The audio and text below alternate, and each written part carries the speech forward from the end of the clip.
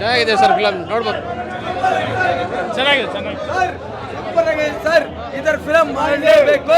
ಈ ತರ ನಮ್ಮ ಶಿವಣ್ಣ ಬೆಳಿಬೇಕು, ಉಪೇಂದ್ರ ಸರ್ ಬೆಳಿಬೇಕು, ರಾಯ್ ಬಿ ಶೆಟ್ಟಿ ಸರ್ನು ಬೆಳಿಬೇಕು ಸರ್.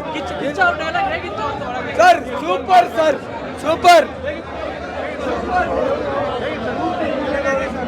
ಚೆನ್ನಾಗಿದೆ, ಸೂಪರ್ ಸಖತ್ತಾಗಿದೆ ಮೂವಿ ನೋಡ್ಬೋದು. ಚೆನ್ನಾಗಿದೆ ಸರ್, ಚೆನ್ನಾಗಿದೆ ಸೂಪರ್ ಸರ್. ತುಂಬ ಅಲ್ಟಿಮೇಟ್ ಮೂವಿ.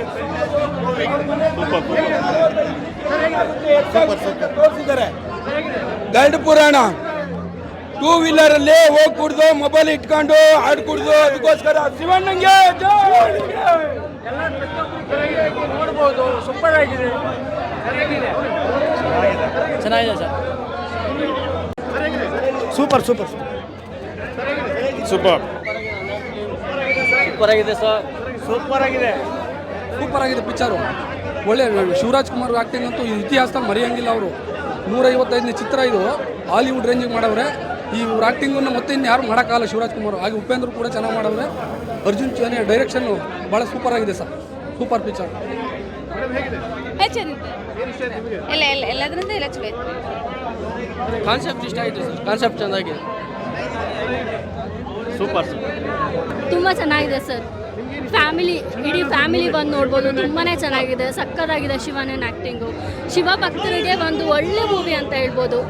ತುಂಬ ಚೆನ್ನಾಗಿದೆ ಮೂವಿ. ಚೆನ್ನಾಗಿದೆ, ಸೂಪರ್ ಆಗಿದೆ. ಸೂಪರ್ ಸೂಪರ್ ಚೆನ್ನಾಗಿದೆ. ಶಿವಣ್ಣನ ಆ್ಯಕ್ಟಿಂಗ್ ಚೆನ್ನಾಗಿದೆ. ಅವ್ರ ದೇವ್ರ ರೂಪ ಬರೋದು ಅವೆಲ್ಲ ಸಕ್ಕತ್ತಾಗಿದೆ.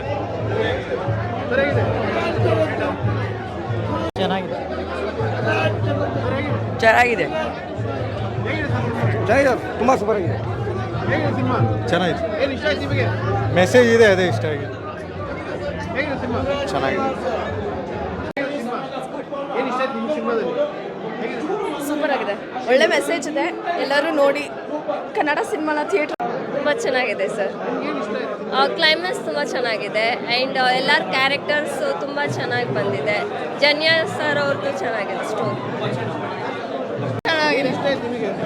ಕೊಲ್ಲೋನೊಬ್ಬ ಇದ್ರೆ ಕಾಯೋನೊಬ್ಬ ಇರ್ತಾರೆ ಅನ್ನೋದು